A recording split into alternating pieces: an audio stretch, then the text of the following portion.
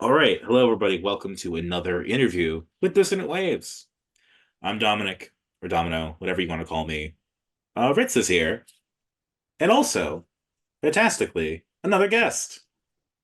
Is that Dan Macy I see? Yo, Is this is the that longest Dan front Macy? face? Is that me? Yo, let's go.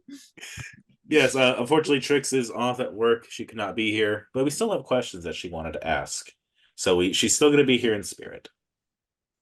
I think, actually, let's start with one of her lovely questions. And get ready, it's a really big, important one, okay? Okay, Opening question. What is your favorite soup? I have to go with taco soup out of all the soups. Like it's got a blend of almost everything together, all in like one soup. So it's kind of like the soup cauldron of soups. So I definitely have to go with that. That's a great answer. I love that. What the hell is taco soup? You basically take a bunch of tomato sauce and then you put all your taco like insides into it. Throw some like cheese on top of it. So usually it's like ground beef, salsa. You can put onions in it if you're one of those types of people. There's some lettuce up in there. Maybe like there's some like Doritos or something. Become Taco Bell essentially, and then mix it all together really well. And you got some taco soup. This is the fastest I've ever been disgusted by a guest, and Elizabeth Whittington I put on that disgusting sandwich last time. I swear it's good. I swear it's good. I swear. All I right, can't prove it. it's good. We'll take your word for it. But now that we've got that out of the way, why don't you actually introduce yourself and tell us about you? Hi, my name is Dan Macy. My real name is Donovan Massey. I make videos. I do music on YouTube. I have some projects out. I'm also like a producer, and I work with like Cybergrind artists and a few breakcore artists. I also have some like journals slash writings out. Hopefully something gets put in a major publication soon, hopefully. um but that's kind of the speed run of like who I am as like the things I do. Yeah, you're like one of the first YouTubers we've really talked to. I'm curious how that transition has been from like YouTubing to like also doing music and also producing and like having it be a conglomerate now. um so I've been kind of like goofing around with like music and YouTube ever since I was like 14, and I was just like making horrible YouTube videos on like another channel. And Meme it's like King, one of those yes. things where you're like you're an early, yeah, meme king. That that's the origin point of absolutely falling apart on the internet. And then I just slowly kind of kept on getting better at stuff. And then I eventually, around like 17, 18, I was like, yeah, I probably should start taking this semi seriously for the music part and like actually build something up over there. And then I like transitioned to doing like Dan Macy, making YouTube videos, and then finally actually start producing real music. And that transition felt like pretty natural because they both kind of go hand in hand with like video editing and like producing music, and it's all music based. So it felt pretty like a gradual, like, okay, I knew people from over here. And then it slid into, okay, now I'm knowing people over in the music side and the YouTube side.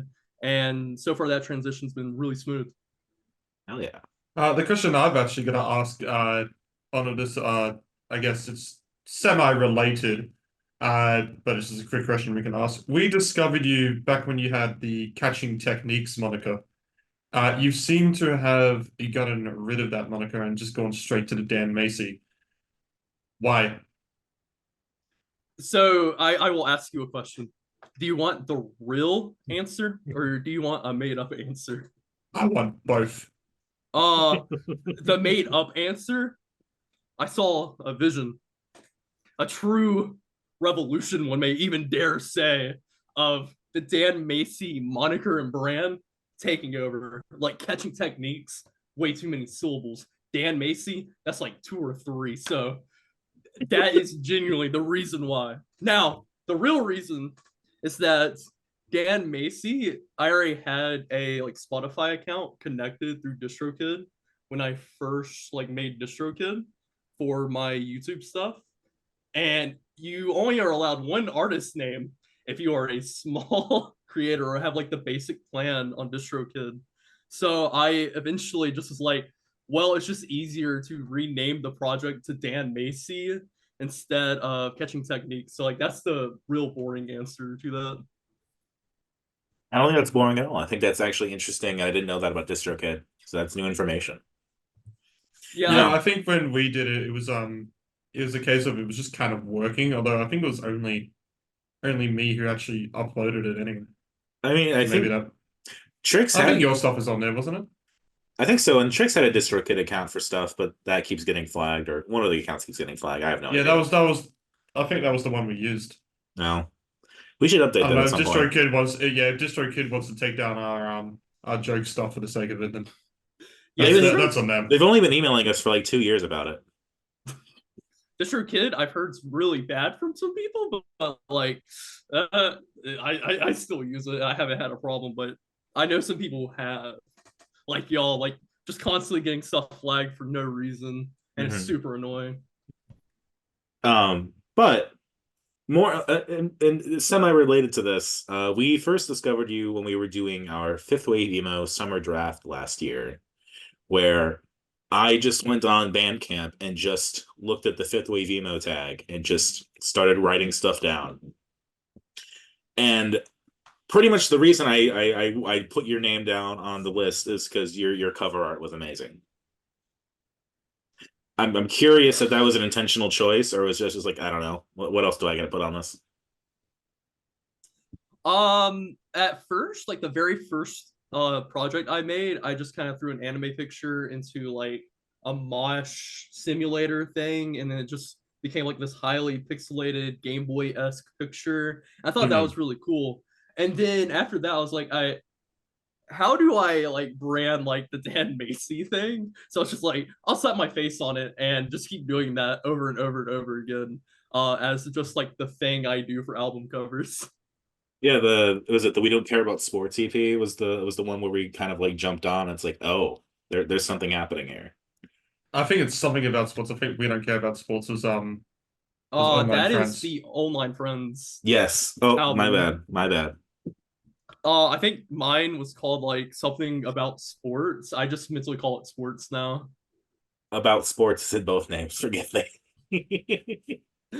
Just everyone dogpiles like emo equals sports. So kind of gotta start playing with that. I mean, so you're at the point now where you're kind of moving on beyond that first phase of your music being out there. I'm curious, looking back now at like sports and Ilya, how you feel about those projects. I still like some of the songs on there. I think they still go extremely hard. But I feel like now, like especially within like the past 6 months, meeting new people and talking about like music production and stuff, I feel like I can definitely do way better looking back on those and have like more consistency instead of just slapping stuff together and going, yep, that's a project. And it sure was a project. So it's like a grade A in like effort. So that's kind of like the way I view it. Mm-hmm. My next question now is referring to, and it's kind of tying back to our online friends mishap 5 seconds ago. Both you and Kane seem to be somewhat involved in the Cybergrind scene. I believe both of you write for the same little website as well, if I am correct. I might be wrong about that. I'm just basing it on what I've seen on Twitter. Yes. I guess the question is more so like, how did you start to getting involved in what is somehow even more underground of a scene than I guess the fifth wave is? So I got into Cybergrind because of a former online friends member. was like talking to me about like this really sick genre of music. I just kept on seeing it on Twitter because of Amelia. And I was like, yeah, I'll check whatever this thing is out. And then I jumped into the Discord and just kind of started listening to the music and just getting involved in the community through the different charity projects and comps that they were doing, just to like kind of do like a positive community projects instead of just like focusing on my own work and just meeting really cool people from it. So that's really like the way I first got involved in Cybergrind. So are you on some of those charity compilations and somebody's saying? Yes, I am on technically two, but I produced two songs on a third charity compilation. And then I started talking to people and started writing articles for Lonely Ghosts. And then I just kind of was like, hey, if y'all need a writer for this new website coming up, hit me up. And then they hit me up, and I am now on that website. So that's kind of how that evolved as well. That's awesome. I love the whole writing scene is like coming back a little bit. I feel like music criticism in general online is like really like waiting period right now. So it's nice to see more communities starting that up and trying to get that community focus back. It's really crazy that like new metal was like one of the first groups of people to really got that like online journalism space on lock before even like emo and like Cybergrind started their stuff. And then like new metal helped Cybergrind out a lot because they're basically adjacent genres. So a lot of people in those writing spaces typically bounce back and forth. And that's been like very interesting to learn about and see grow even within like the 6 months I've been on twitter.com. It's only been 6 months? Yes, it's only been since like November, so going on 7 right now. So when Duality of Doomsday released, you're like, I gotta get on that Twitter thing. Essentially, because the reason why I made a Twitter was because I was covering Shanghai from Online Friends on my YouTube channel, and I was just like, I don't want to try to learn the song and the guitar be in some like weird tuning, like American football style. So I hit up Kane to even try to learn the song. He sent me the chords back and stuff, but then I just kind of kept Twitter after I got to know him and like Online Friends and started just growing in the DIY space and just getting to know people from there. You've become quite a little bit of a meme legend, I feel like. That is definitely one way to say that. You write your tweets with the casual abandon that I appreciate in some people, where it's kind of like this could be unhinged or it's very much just a joke. It's like I love the borderline between like being unhinged as a joke and like seriousness. And like I love that like fine line and like trying to write it. Like 99.9% of the time, everything's a joke, but it's like you look at it for a second and you have to go, that doesn't I'm not sure about that one. And that's kind of like the space I like to occupy constantly. Now, whilst we're on the dangers of talking about Twitter, I'm going to get us off the dangers of talking about Twitter into something that you sent us about the dangers of Twitter. You actually sent us a bunch of unreleased music specifically for this interview, which to me is wild because, I mean, enough artists get very scared of us talking about their music, even though it's just me and Dominic. Look at him, he's lovable. Honestly, if anyone asks me, I will leak literally my entire distog at any given moment. Like if they hit me up on Twitter, I will just send them the Dropbox of my discography. That's amazing. I love it. Going back onto it, it's interesting for many reasons. One, you seem to not be afraid to kind of show us different styles that you're going for, and two, you also seem to not be afraid to still shitpost in your song titles, even if they're not finished yet. I especially love Phoebe Can't Build This Bridge. I feel like the irony of like kind of semi-dark songs with a funny title, great combo. I just love it. There's like something uniquely special about it. It's kind of like peanut butter and jelly. Like once it's made, it's like the godsend combo. but yeah, I love just experimenting with a bunch of different sounds and just trying to see like what comes out of it. Well, the next question I got is, what's the deal with the song Probably Not Dropping? Why is it probably not dropping? I want to talk about that one too. I don't know. It's just not the kind of the vision or like vibe I'm seeing for this next project. Because I really want the next project to be like pop centric and using a lot of electronic sounds. So that I threw in there as like kind of a vaulted song for now, and I might put it on the side project that I'm also working on. That's down in that folder at the very top. I wanted to mention that one though because that one was my favorite of the tracks. So I'd be very disappointed if it never showed up anywhere. It's just a Dissonant Waves exclusive track, apparently. It's well, I mean, it's like when Elizabeth Whittington released that EP for one day and then took it off, but we had it. And then we're like, no, actually, this is pretty good. You should release it. And of course, the one song you're like, oh, I'm probably not going to release it. We're like, no, you should. That's what we want to talk about. Okay, since I also reposted the Sonic OC track onto Spotify, I will also put that on the side project or put it somehow in the sequencing on this next project. I appreciate you for doing that, all of that. I mean, it reminds me of, oh, I can't remember the last song in your album. The swing set one, is it? I can't remember the name of it right now. It's the very really sad one on the last project. Yes. Oh, with the price of milk, I would leave too. Yes. I don't know why I thought of swing sets, but that one was like also the secret hit of that album where it's like, oh fuck, that's actually good. That's actually like hard hitting. You're really good. You're really good at like just sneaking that stuff in there. Like, oh fuck, actually, hold on. That's like you kind of get through like all the meme songs, and it's like, okay, I'll sit through this like one serious song really fast.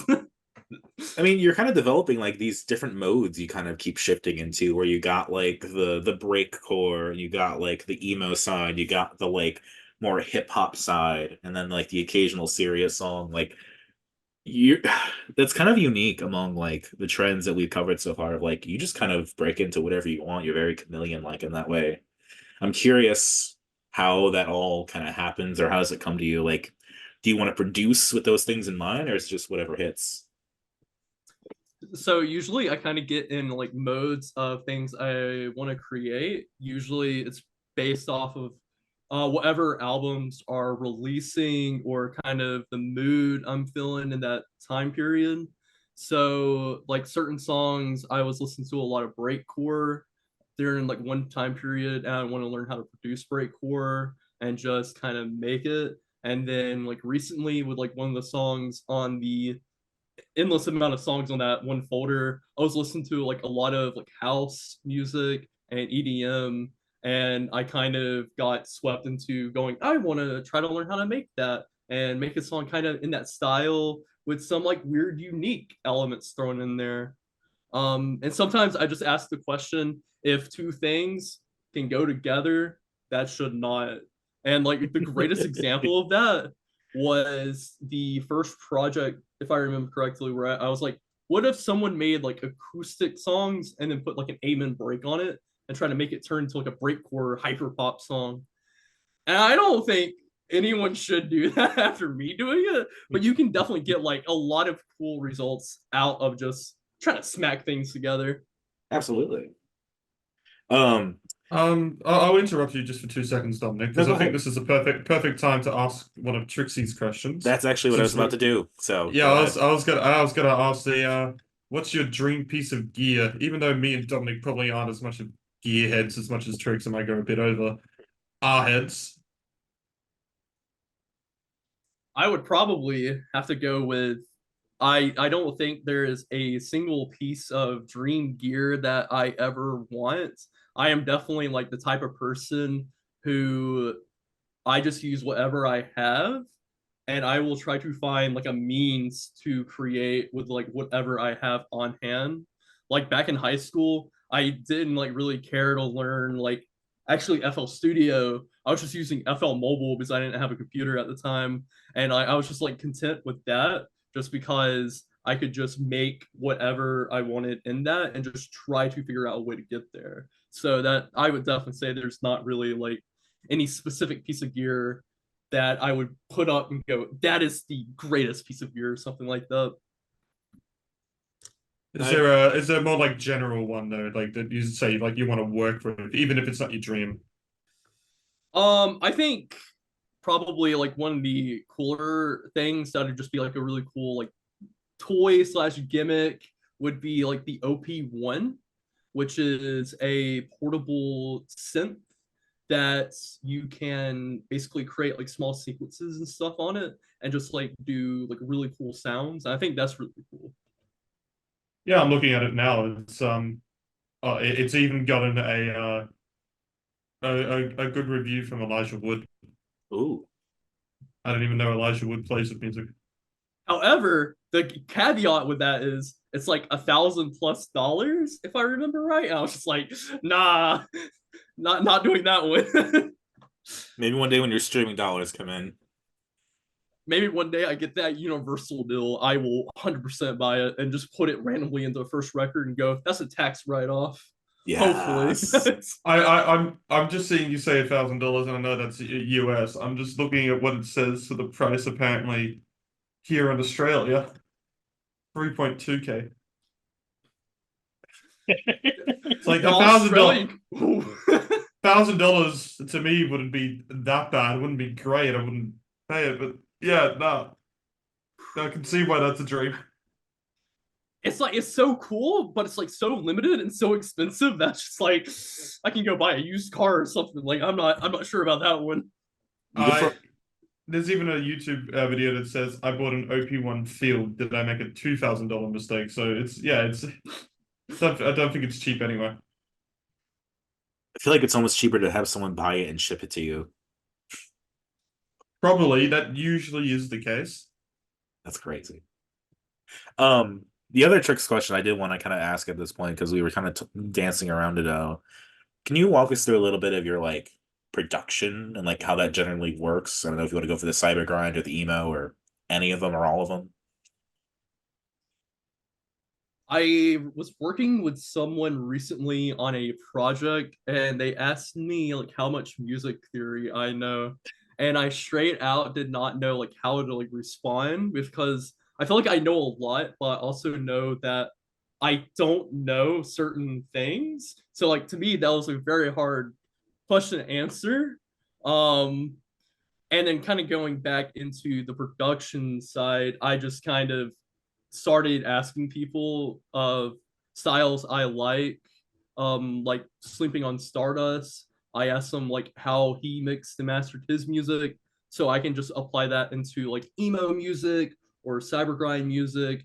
And I kind of usually will try to pick up things from YouTube or Google to learn. And very recently, like within the last 6 months, I've just been going out of my way to see like, hey, does this random person want to give me a lesson sometime? So that's the way I've been like approaching music production so far.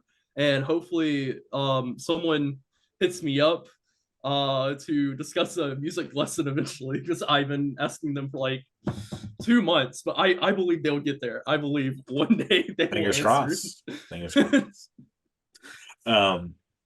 Going on from that, like you've been trolling YouTube and everything to get samples and whatnot. Clearly, I'm curious, what was the inspiration for including the classic Sammy Classic Sonic fan quote?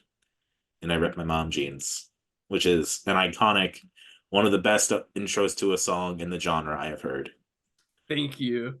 Most of the funny little things, it's just because I am kind of chronically online and like on YouTube constantly. Like I kind of sort of know mostly like all of the clicks and stuff in the like online space. But I also like looking back at to like classic videos and just trying to like pay homage to just like watching all these different videos while I was growing up when I had like unrestricted access to the internet as a teenager, which that's a scary thing. But moving on from that, a lot of those I just like to incorporate because it's like kind of nostalgic and just like a personal thing I relate to, like outside of music, that hopefully like other people can relate to, like listening to these like funny, weird samples just from hole in the wall YouTube videos from like 2008. Like I just included what do you mean your Xbox doesn't have Uno on a bottom surgery track? So I just kind of add all these things to it.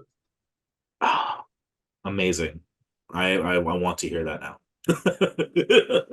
That is out right now, and you can go stream it under bottom surgery as a self plug. I feel like that line would be a good drop.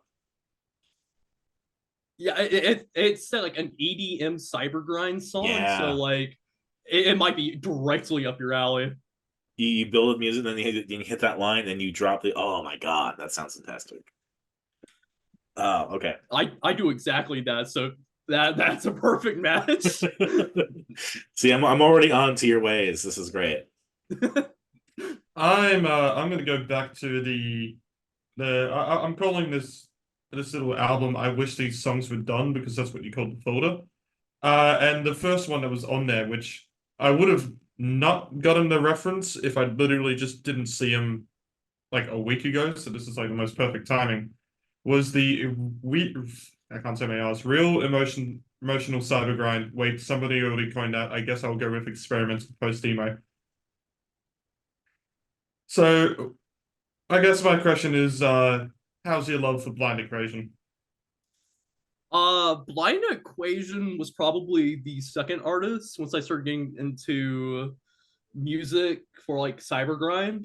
That I really clicked with, kind of the way that the songs were structured, like the hyper pop, like hardcore influences really resonated with me since I was already kind of doing like an adjacent ish like 4 times away adjacent to like what Blind Equation was doing. So I kind of really just dig the sound and really enjoyed like a lot of the experimentation on that record that sounded like completely unique to Death Awaits Blind Equation. Fair enough. My follow-up on this is that if you ever see the picture of James from Blind Equation holding up a plushie while screaming, you need to send it back to me because I'm still trying to find that image. It's irrelevant. It's irrelevant to this interview. I'm selfishly trying to get that. I will put that in the back of my mind and like remember to do it eventually. This plushy thing you're trying to make happen, Ritz, I'm very here for it, and I hope it becomes the meme you want it to. Trying. It's happening. I almost tried to start like a meme of like Hekra was in Guitar Fight from Fully Cooley, and like that did not catch on. So hopefully yours catches on. Oh, Hector was in Guitar Fight from Fully Cooley? Really? Yeah, 100%. Like it's the same thing. It's like, then there's like everyone in Ben Quad is named Ben. Really? Like 4 members. That's amazing. Yeah. Yeah. See, those are just legitimate facts that we're establishing right now on this episode.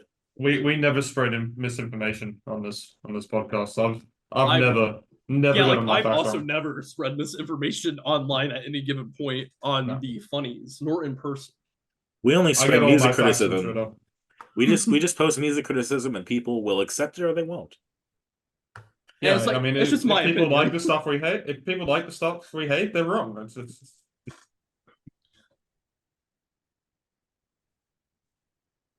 As Dominic doors open, yeah, that's the hand that doesn't die. A magic hand. Whoa! Playing Legend of Zelda in here. I'm being handed my class ring for some reason. I left it outside somewhere.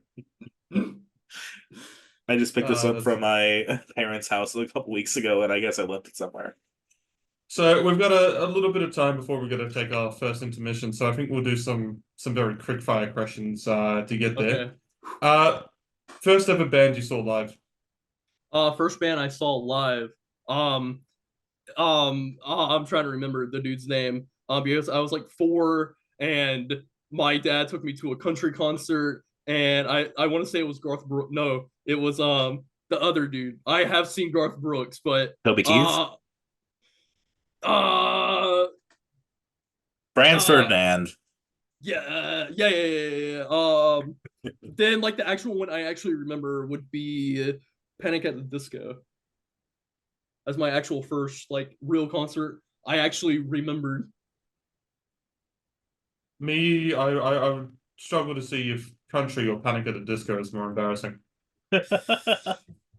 Honestly, at this point, with all the Panic at the Disco albums at this point, I think Panic at the Disco is more embarrassing. Yeah, I think you're right. I think you're right. All right, top 5 Nintendo DS games. Mario Kart DS, Pokemon Soul Silver, Mario specifically for the DS, but like the very first one that they came out with, like alongside the Wii version. New Super Mario Bros. Yeah. Fourth game. Even though I never played it, Nintendogs. Great game to watch. Last game, Scribblenauts. Excellent. Yeah, Scribblenauts is pretty OP. First album you ever bought with your own money? I bought 21 Pilots Blurry Face as my first record. What is the name of the first song? No comments. What is the name of the first song you tried to make? The first song was True Meme Rap. Please don't listen. That is straight out the very first song I made when I was 14. And I opened up a first DAW. I guess it's a pretty obvious one, but why do you decide to go with Dan Macy? So my name is Donovan Macy, and I decided just to kind of make my real name shorter. So I took out like ONOV from Donovan to make Dan, and then everyone mispronounces my last name Macy as Macy, and Macy is spelled way shorter. So I was just like, all right, Dan Macy, really short, really simple, really sweet. Okay, and I made that. I've got a teammate with that last name. I gotta apologize now. Are you excited to call Daniel Macy at some point? I think I would rather be called like Skibbity Macy or something before I got called Daniel, but that's kind of personally me. I'm not saying I'm doing it. I'm gonna say someone's gonna try to be real polite and correct and be like, "Oh yes, Daniel Macy." Yeah, I would. Honestly, I can't wait for like people to start making up like random names for me because that's going to be like top tier. I finally made it. Someone's correcting people on actually like misinformation, so I would appreciate that. Yeah. True friends call him Daniela. What does your shirt say, real quick? Can you show us? So it's in reverse, so hopefully you can flip it. No, it's perfect. Okay, I got that dog in me, and it's the Costco hot dog. So we're gonna call you. I got that dog, Macy. Yes, that is the perfect name. Just put Dan, whatever you want to, Macy. So many people have been doing that, and I respect it. What's your favorite merch design that you've ever seen from a band? Oof, that is hard. I think from like a physical CD release, I really like the Sleeping on Stardust answer tapes, and Ooh. like to me, like this looks super cool, and like it completely is different than everything I currently have in my collection physically, and then like merch wise, probably. I really love this like mom jeans beanie I have. It's like it's so basic, but I really love just like basic designs. And it's just like a camo beanie with just the mom jeans logo. Like that's personally like some of my favorite stuff. There's something that me and Dominic have definitely noticed in the background here that we gotta have to ask about.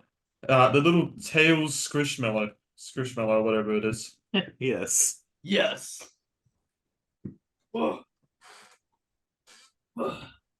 So you were lying about Sonic. It was always the Tails fandom that you're in. Exactly. It like Sonic's cool, but Tails is cooler. Also, Shadow overrated, but that's just my personal opinion. Shadow was cool in one game, and then he got destroyed. He got nerfed so hard after the GameCube, and it is so sad to watch my boy get butchered like that. But It's alright, it's we're what it getting the is. Shadow the Hedgehog in the movie, so. Let's go! I didn't know that. If it's the Sonic Adventure 2 Shadow that I want, then I'm going to be so happy. If it's the Shadow the Hedgehog version, can it? I'm done. I really want like an edgy Shadow the Hedgehog, but that's just me. I want the Shadow the Hedgehog version in the movie because I just want him to have a gun. That's fair. It'll be Keanu Reeves as Shadow with a gun. Yeah, so like you get the character from Sonic Adventure 2, but just have the gun from Shadow. Okay, that's fine. I just don't want all the retcon bullshit extra backstory they added. Yeah, no, that shit was crap. Okay, I think we should go to our intermission and leave and come back.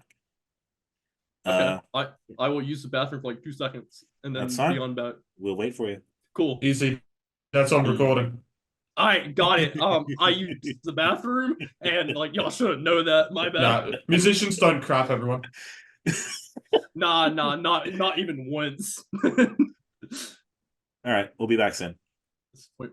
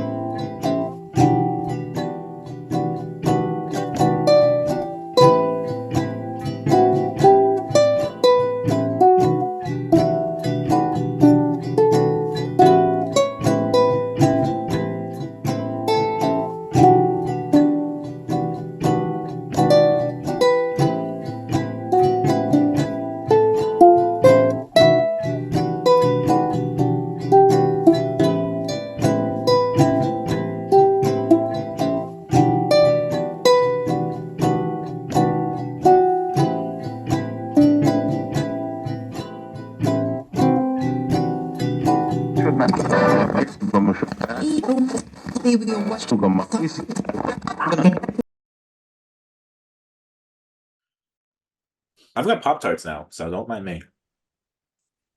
Let's go. I think like Pop-Tarts are kind of mid, but that's just me. Again, this has been recorded. Sending over to the Pop-Tart factory. I'm so sad. My Can't say Pop-Tart anything bad about sponsorship. Pop-Tarts. You gotta watch your mouth here, Dan. My Pop-Tart sponsorship in like 5 years. No. I've never had a Pop-Tart. I actually don't know. They're not the best, but they are fine for what they are. Yeah, I assume they're just a snack you put in a toaster, and it's like I can just get another snack. Yeah. Yeah. Essentially, unless you're like one of the kind of like psychopaths who just eat dry cereal in the small boxes, you could also do that. But the Pop-Tarts are also like 500 calories for some reason. For some reason, isn't it just cream and jam and a bunch of like pastry? I suppose, but they're really thin. With You don't think icing? they're supposed to be what they're supposed to be, but damn. Just because it's thin doesn't mean it's not. Just get like a smash burger and just go, yeah, it's a thin burger. I mean, SmashBurgers at least taste good. That is very true. Smash burgers absolutely go way too hard for what they are. I'm usually a hater of food trends because it's always a bunch of, especially with burgers, because burgers will have the most bullshit trends. I hate when people just like put so much cheese in it. It's not actually edible. No one actually likes that amount of cheese. Yeah. It's supposed to just be the thin layer that melts on top of the patty. It adds nice texture, a small little taste that can cut through some of the fat and stuff like that. It's fine, but usually when you see these trends in burgers, it's just disgusting. It's not actually a burger. One that actually makes it smaller is good because the burger is supposed to be fit in your hands. Now My favorite thing is honestly.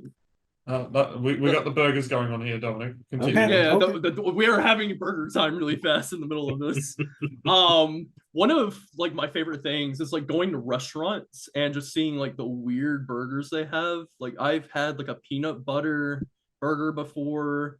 I've had like a Cheetos burger. I had a mac and cheese burger. Like they literally just put anything on burger and then just sell it. And I respect that mentality, but it is not like none of them have been good, but they have been experiences. So The most underrated burger topping for me is an egg. Oh, true that. I love eggs on my Egg is burger. good. You can get them pretty easily here. We have a lot of like just corner shops and stuff that do burgers that will do if you get the deluxe, it'll usually be egg and beetroot. Never not to add over on here. I live in America. I'm not. I'm. I was gonna I'd be say, lucky. Pop Tarts themselves are kind of mid, but the Millville brand you get from like an Aldi's, those Pop Tarts are better. That's like one of my favorite places to go shop at. Is Aldi's. That means nothing to Ritz, I'm sure, but for those people Audi, that know, Audi exists like in so many countries. It's a franchise. I don't know Aldi. There's one across the like literally up the hill from me. Yeah, I've gone there enough times. I bet you don't have a Walmart. Checkmate. No, we have one Costco somewhere. Shout out Costco for real, for real. That reminds me, I was gonna ask, since Online Friends' whole brand is Arizona tea, if you could summarize your brand with another brand, what would it be? Oh, probably like green monsters, even though I'm trying to stop drinking them because they're really bad for my health, but like 100% green monsters all the way through. You just switch to the zero sugar, zero calorie version. I can, but I just been trying to switch over to coffee because of the T word in it. Taurine? Yeah, that word. And I I'm- also pee neon Oh, fair after enough. drinking. I'm drinking the G Fuel hype sauce for some reason. Sure. It was on clearance at the Jewel Osco. I don't need to say any words. I mean, I'm kind of like with you right now. Yeah. But like... Granted, it's because I finished my tea. Yeah, I did have coffee as well earlier, but no, it's just now filled with water. Hell yeah. Yeah, I gotta keep reminding myself, yeah, America doesn't have the same coffee culture as we do here. So usually when you go like, oh, here's a coffee, it's like the large iced coffee, and we still have people do that over here, but majority of the time when it's like someone's got a coffee, it's like the actual barista made coffee here. Yeah, America is kind of like, how fast can we get a drink to get as close to the FDA limit as physically possible without killing someone? So that's kind of where America stands on caffeine. So here's a question. As another American, would you try the original Four Loko?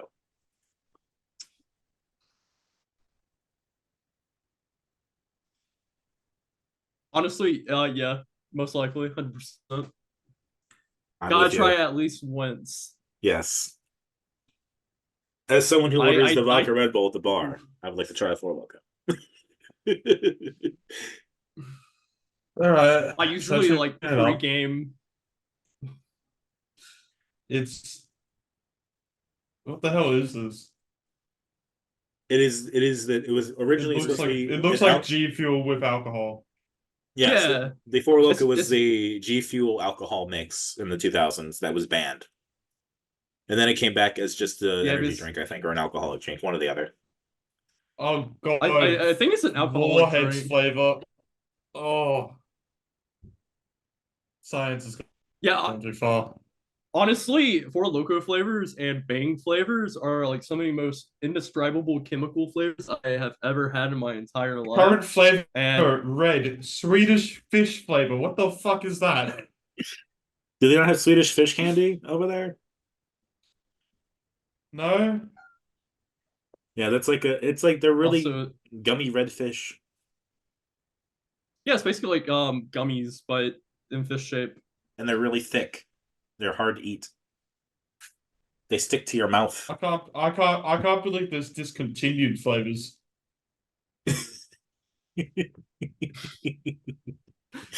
It's like hard to believe that the flavors that were selling very low got discontinued, like raspberry purple explosion or something like that. So far I haven't seen there's like a blue raspberry that's apparently been a limited edition. I haven't seen any that's been discontinued or current for raspberry, surprisingly. And then there's just gold, which is energy drink flavor. I love Water. random names that make absolutely no sense. That is my like forte at this point. My favorite of it is USA sour black cherry. It's just funny. All right, I think we're going with the food and drink chat a little bit too much here. It's fine. No, we can just we're turn rolling. this into burger. We can just turn it into a burger podcast. It's fine. Shout out burgers for real. Who needs music when they have burgers? Are good. Very true, very true. Like you get the listening experience, but you have to get the taste too. So like you kind of got to have the combo. The next time you're at SmashBurger, just think of Dan Macy. Just like subliminally, like get the parts together. Honestly, if I could get like Mr. Beast for the Mr. Beast restaurants to make a SmashBurger with my name on it in like 7-8 years, that I know then I'll make it. So as peak making it. That's assuming Mr. Beast Burger will last 7 or 8 years as well, though. It will most likely not, but the dream is alive.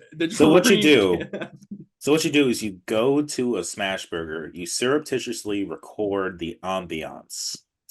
Then in your next album, you just mix it really low on your album and just throughout, so that subliminally SmashBurger will be there. Everyone will be like, why am I so hungry when I listen to it? And you just like walk into a SmashBurger, it's like, what? Why am I thinking about Dan Macy's music? What in the world? Exactly. I think it was Trix who said that you either get like a half okay burger from Mr. Beast Burger or food poisoning, and there's no in between. I have never heard a single person I've talked to have a good experience with Mr. Beast Burgers. So I'm surprised they stayed open as long as they have so far. That being said, if you were to open a restaurant, what would you want it to be themed?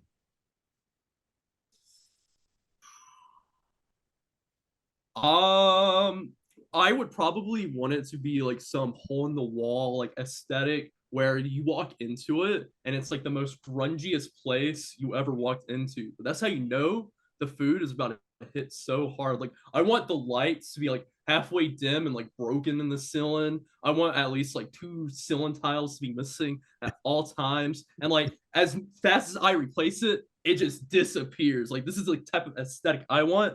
Is when you go in there, you're about to eat good. And that is like the real like aesthetic that I'm trying to shoot for. Yeah, it's nothing better than when you get the hidden seedy ass looking place. Funnily enough, I went to this bar last weekend, and the reason I was told to like one of the stupid highlights they have there is that one of the bathrooms is just lined up with porn. That's how seedy it is. But so fucking randomly, Alice Cooper played there. I love that. Like at a secret show. I love just like side questing and like finding the most random places with like most random history, and you'll just be talking to people like NPCs going, have you parked here before? Like that, and you just learn the most wild stuff about the most craziest places. And they'll be like, yeah, this is where Michael Vick got arrested in 2007. Yeah, Adam Sandler ate here once back in like 2009. Did you hear about that? It's like, no, I didn't. I'm glad that Adam Sandler ate here though. That's very cool. In a suburb next to me, there's a place called Charlie's. It's a franchise. It's mostly a takeaway shop, but because you can sit down there, it was described by the media as a restaurant. It's not really, but Justin Bieber ate there once, and they have the newspaper article because it got around town, and it was just, and this is like during when he was a lot more popular than he is now, and there was just lines of like teenage girls just outside trying to take a photo with him. It's insane. The only picture of Justin Bieber I remember with food was just the fake picture of someone dressing up like Justin Bieber eating a burrito sideways. Y'all remember that? Like that That's No, when I I don't. first think about Justin Bieber. I don't think I've seen that image. Surprisingly, I've seen that. Yeah, just like two random dudes decided to just dress up as Justin Bieber and eat a burrito sideways in a random park and took a picture of it. And I respect that art. burrito sideways. I'll see. Whilst I try and find this, Dominic, you want to go back into some more music related questions? Just flash Sure. Justin Bieber eating burritos sideways in post. If you were approached this week to give a track to the next Guitar Hero or Tony Hawk, what would you give them? I would definitely not give them any of my songs, and I would probably give them. I'm trying to remember the name of it. But basically, I would give them Your Part of It, like the entire song by Ben Quad. If I could like sneak that in there somehow and like avoid all the copyright legal issues with it, I would 100% do that. No, but they're telling Or you, Blood Dan for the Blood Macy, God. we are big fans of you. We want one of your tracks. That's a hard question. Because I feel like most of my music isn't guitar driven. Or Tony Hawk driven. Let me Either think one. about this. I found the image, by the way. It's actually incredible how much it, like, from the specific angle they're taken, that you could mistake that. But like when the burrito's gone and you actually see the face, like, yeah, it's not. Yeah, but like everyone when we looked at the first photo and was like, "Dang, I can't believe Justin Bieber ate a burrito Like, sideways." Yeah, I was kind of like, what do you mean by burrito sideways? And then you actually see it, it's like, yeah, that's so bad. Back to the Guitar Hero question. I would probably go with like the song in the middle of Duality. I'm trying. Oh yeah. Something named Pretentious or like Cringe to get you click on it or something like that. I forgot my names of my own songs. But probably that one. So was it a question for Guitar Hero or was it for Tony Hawk? I thought it was for Tony Hawk. It was either or. I was gonna say there was a Ben Crud song in Rock Band. Let's go. Hell Yeah, yeah. If it was like Hi-Fi Rush or something, then like definitely Blood for the Blood God got into the anniversary pack a couple years ago. Oh, I need to find a way to play that. I just downloaded Clone Hero literally like 2 days ago and just been playing through Hot Mulligan songs on it.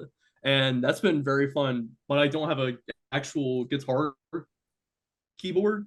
So I've just been using my actual keyboard to play and just been holding it like sideways like this and trying to play Guitar Hero that way. Unfortunately, the official chart isn't on any Clone Hero stuff yet because it just hasn't been ported over. Getting Rock Band guitars through Rock Band 4, because you can only play on Rock Band 4, which is Xbox and PlayStation.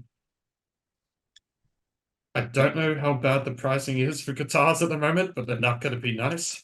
Yeah, they're not. Honestly, at this moment, I want to say I learned Blood for the Blood God on guitar, so like at this point, I would just rather play with the actual track.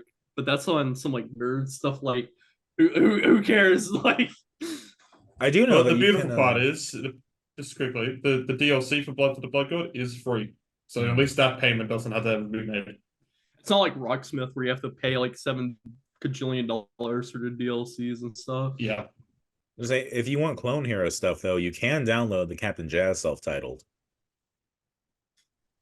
I remember seeing that, and Captain Jazz, honestly, sampling, if I remember right, they sampled 100 gex, did some like breakcore stuff, and did like epic emo music, and that's honestly a great project. Yeah, I think they even told us specifically that they had tracked the tracks themselves, charted the tracks themselves. That's impressive to do it for the entire album. So hey, shout out to Clone Hero and Captain Jazz. And shout out to Captain Jazz for following y'all on Twitter. Hell yeah. Shout out on that. So here's a question I've never asked like another musician on here before. I don't know how much you've listened to our discussions of your stuff at all. I'm curious if you think there's anything we got wrong or anything that we were too harsh about. I remember the first episode because Jude from It'll not be forever. Yes, they basically hit me up and was like, "Yo, have you seen this?" And I was like, "No." So then they told me about y'all, and I listened through y'all's podcast. I was like, "Oh, snap! Someone found my music. That's crazy." And then like put it on their own thing. So like just from that, I was just, that's insane. But I don't think there's many things that y'all got wrong, but it's been like a hot second since I saw that. And then I also watched like a few others here and there since then, like the interview y'all did with Jude and all of them. So Thank you. So yeah, I don't think I have a direct answer for that. Other than I do remember y'all said that y'all found the production rough. So this next project, I will make sure it is crisp, like tight, like super good that it ascends like 100 gex. I will try. Yeah, that'll fucking show us. Yeah, like that'll show you off for telling me that. Let's start the fight on the interview. Let's go. All right, let's go. Dissonant Waves, we're like dissonant mid. Oh shit. Oh fuck, I can't recover from that. We're going. Cancel before we even got big. RIP. I was gonna come with a comeback, but I can't. That guy's canceled now. Yeah, I'm gonna go and get us off this before we get lost in an endless loop. What are your current like favorite artists to listen to at the moment, which are outside the scenes of music that you're trying to enter? Well, I guess trying to enter is a rough thing to say there. So recently, I've been getting like back heavily into rap. So I've been listening to artists like Milo, R.I.P. Ferrari, MF Doom, Wu-Tang Clan, Nas, and getting like more familiar with that recently.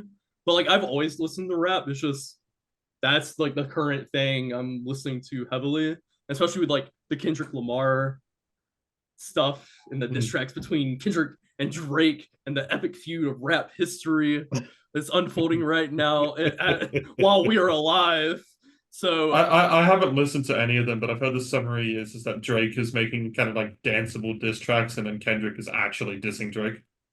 Yeah, essentially, like Kendrick has went hard for the 2 diss tracks he has made on Drake already, and there's probably like another one in the works, and it's just like bar for bar ripping him apart in like beautiful ways lyrically.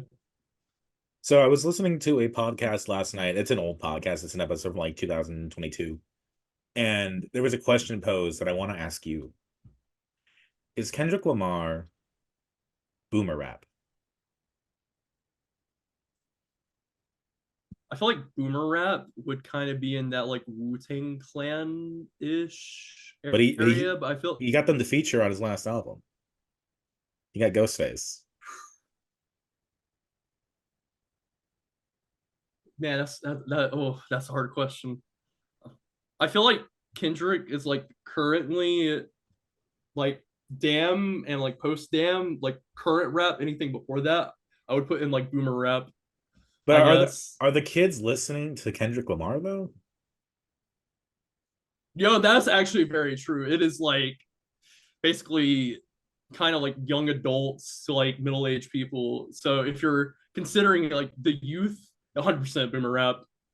And then Drake's got the little youngsters and stuff to compare and contrast. But yeah, Kendrick would be boomer rap at that point. I bet if you tried to poll kids, they would probably identify Hotline Bling before any Kendrick song.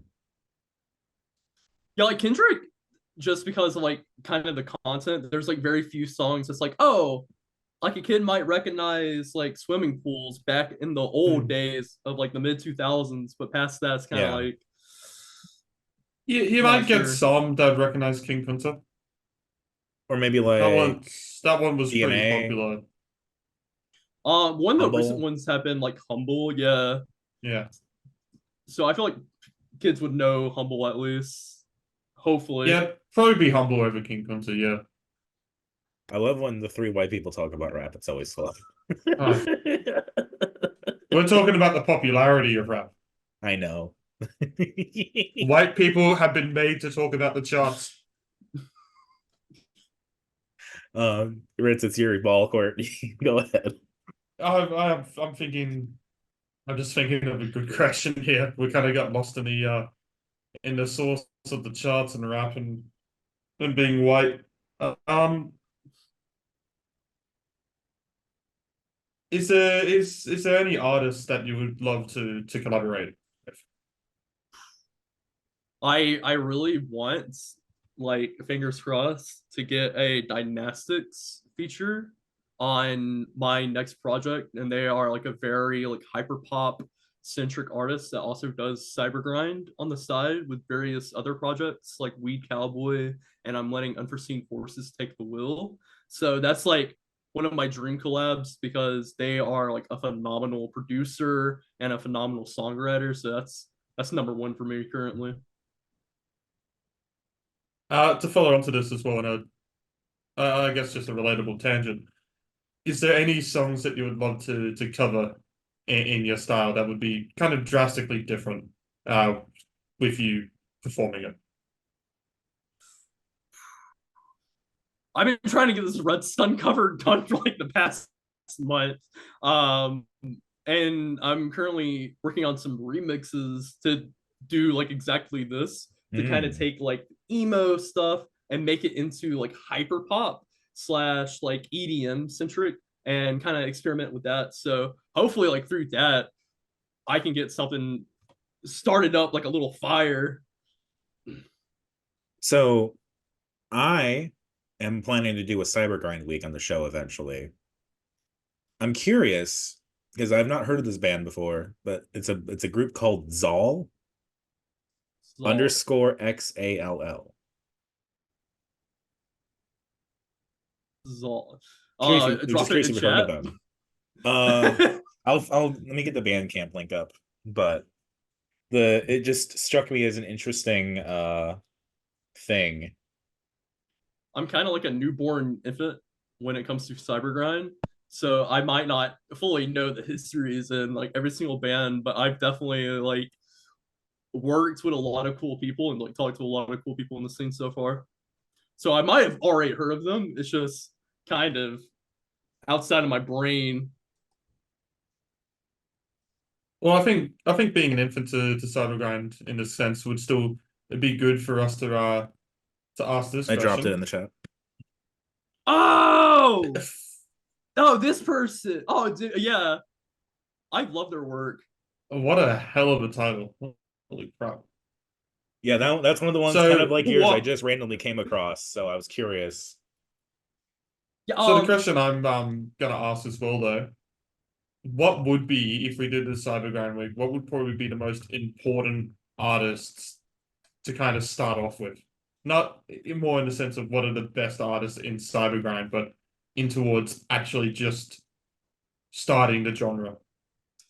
So I wrote an article, shout out Lonely Ghost, for segue into this. I think one of the biggest like gateway albums that literally anyone can listen to is Sleeping on Stardust, Going Nemus.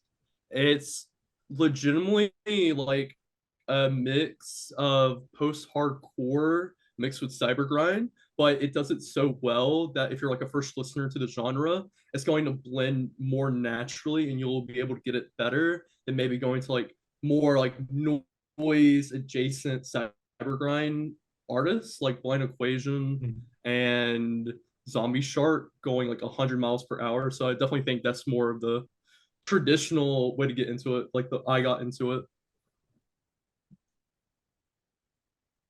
Dominic, the ball's back in your court with the I guess back onto the Zal thing. I can't properly pronounce it, I think. No, I tell us about him, I guess. I'm just curious because, like I said, I just found it randomly, and I'm like, this might be interesting. So I was in the Discord of Big Money Cyber Garage, and someone posted their album, and it was this person. I still don't know how to pronounce their name. but it's, if I remember correctly, it's basically like a combination of lo-fi hyperpop with cybergrind, and it is a combo that really like stuck out to me. And then I asked for like a streaming link to their music, and they took like a second because DistroKid and stuff takes forever sometimes. Yeah. But yeah, I have like casually listened to them. I just still don't know their name or like how to pronounce it specifically. Hell yeah. Now, I'm pretty sure they just played a like online Discord festival as well with Elizabeth Whitehouse. I wanted Whittington. Whitington, yeah. Whitington? We keep saying Yeah. Whittington, but it's actually like the artist itself is supposed to be Whitington. So Yeah, and like they just played with them and someone else as well in like a Discord concert. Wild. I didn't even know that. I didn't know that until after it happened, and I saw the flyer on the Discord. I was like, oh man, I wish I would have joined that. I mean, I don't know. It seems like whenever I find a new artist, it somehow adds back into the complex, intricate web that is Dissonant Waves. All Honestly, the music just lines up. Yeah, it's just like a weird spider web that interconnects, because I feel like we're now all getting to like know each other either through Dissonant Waves or like accidentally a part of the multi-universe of Dissonant Waves at this point. So it's definitely been interesting in that sense. So just quickly going back onto the big money Cybergrind Discord. So I've recently heard that this exists because there was a YouTube video, I think it was released literally yesterday, which was the new metal into cyber thing. And there's a moment where they mentioned there's a popular channel on that Discord where all they do is just type the word Cybergrind. How many times have you written Cybergrind into that? I joined the Discord in like December, and I am like one of the most consistent people that posted Cybergrind daily. Like out of everyone in Discord, I'm like one of the 3 most consistent people to type Cybergrind. So at this point, at least like over 150 times. At least. Dominic goes back in your court. Yeah, I just wanted to show off my pen plushie. Oh, Yo, shout out Eva. Yeah, I'm gonna work it into every fucking interview. I swear to God. I mean, my plushies are just staying up there. That'll be fun. Is Eva your favorite anime? Yes, it is. Respectable. And it seems to be working its way into so many fifth wave artists and like adjacent content that I feel like it's a thing to bring up, and people either seen it or not, but they know what it is. Yeah, especially like OG Bert the Nerd. I felt like kind of pioneered that. Like Postcard Nowhere, I think Online Friends, a couple others I know. But if anything can just find a way for Dominic to link it to Neon Genesis, and Dominic goes, "This is my favorite album this week." Every time. If you want to get a good review on Dissonant Waves, all you have to do is just drop a Neon Genesis reference, and you're done. I'll just do like still like one of the fights between like Asuka and Shinji, and then just make that like a Midwest emo opening. Or you do the album. That feels perfect. I can't remember how to pronounce the line, but it's the final line of the end of Evangelion where Asuka's like Kuochimaru or something like that, where she's like, "So disgusting," or "I feel sick," or whatever. Like that'd be a great way to end an album. Honestly, I feel like there's a lot of like sick anime crossover between like anime and emo that I feel like we need to like pioneer further until we go too far of just like pirating entire clips of anime and just posting it on albums. I mean, Guitar Fight. So we've only got a bit of time before the meeting is going to end here. So I think we should do some last quick fire questions before wrapping this up. Dominic, if you got any important question to ask, I guess do that before we get into this. How much of Neon Genesis have you seen? Let's just ask it. I have an Asuka figure in my like figure collection, and I literally had only bought one figure, and then my friend bought me like 15 or 16. So I've watched the entire original series, and then I have watched like the movie like post the actual series. Haven't watched any of the rebuilds. Kind of just waiting for them to stop making the rebuild movies to actually watch them. They have. At this point, They're I done. don't think they are. They're done. Oh, they're finally done? Yeah. Okay, I need to definitely go check them out eventually in like the next month. I just finished the last one a couple weeks ago. It's a definitive end as any end could be. Definitive end for Eva, which that is surprising that they can get an ending. Favorite album of all time? Favorite album of all time. I really love the Nier Automata OST. I think Ooh. that is legitimately like one of the greatest album soundtracks, Hell yes. anything that you could physically have because of like how much it covers so well. I prefer Nier Replicant, but I understand. I played Nier Replicant, and I think I preferred Nier Replicant as a story over Automata because Automata's story goes everywhere, but like Replicant's pretty straightforward for the most part. Yeah. Let's see. You're asked to give your friend a CD. Just give him a random CD. Doesn't matter what it is. What are you giving him? I would probably give them the Hotelier, No Place, Home, Home like no place there is. No. Yeah, I would definitely give them that. So you can continue on. I'm just getting a question in my head. Yeah, like all the physical releases I have, that's definitely like the one I would just throw at someone. Be like, this is like great emo. Like you need to check this out. Do you have plans for doing a proper live set? Hopefully I can get on some like weird Discord fests. I want to really do like a Minecraft fest eventually. Those sound cursed, but like in the fun way. But hopefully like within the next like 2 years after I like graduate college and everything, I can start actually taking like live performances seriously and like hooking up with people and like my local scene, just kind of getting that ball rolling. It worked for Origami Angel, so it could work for you. Hopefully. How's life? Honestly, life going like beyond phenomenal for me. Just like finished a really cool internship. College is going great. Socializing going great. Any other problems I was having, no longer am having them now. So like honestly, altogether, phenomenal. Legit, like one of the best years of my life so far. Hell yeah. What's your favorite album to have been released this year so far? Favorite album so far this year? Um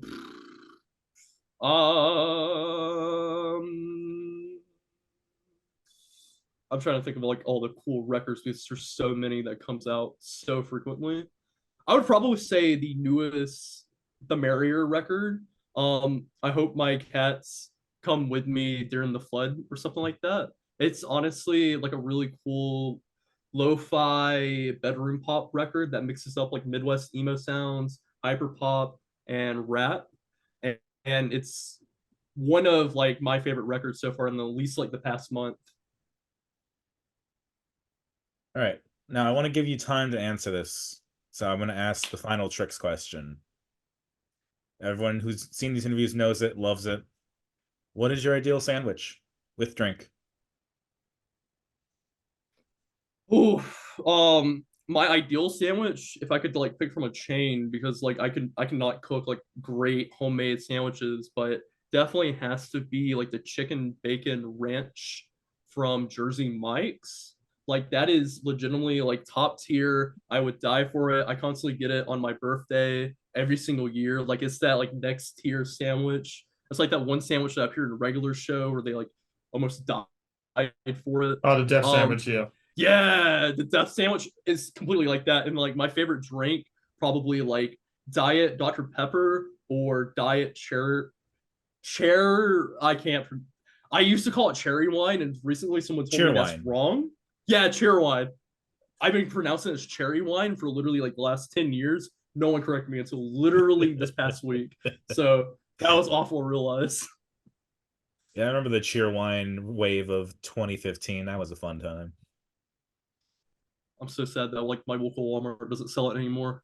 I Yeah. cry every single time in the aisle. I'm like, no. With that, I think that's about as much time as we have here. Please, for the remaining minute that we got before the Zoom meeting crash, plug anything you want to plug right now. Go check out my YouTube channel, Dan Macy. Go check out Sleeping on Stardust on Spotify.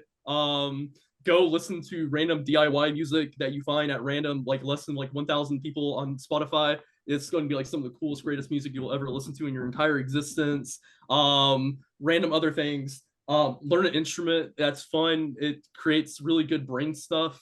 Shout outs, bottom surgery as well. I think that's all my shout outs. I can quickly Thank you for your of. shout outs. Thank you for coming on. Thank you for supporting Dissonant Waves in any way that you have. And thank you for listening, everybody. We hope you have a wonderful time. I hope you enjoyed this interview. Bye-bye. And we're just going to kind of wave until it cuts out. Yeah, Eventually we'll Don't stop. Hopefully. Don't stop. Okay. Bye. Have a great. Thank you for watching. Subscribe to Dissonant Waves. Dominic, you stop waving, you coward. I think we've got like 5 seconds. Watch, like the video, comment, cheese, and make sure you like watch the end of the video. This is the longest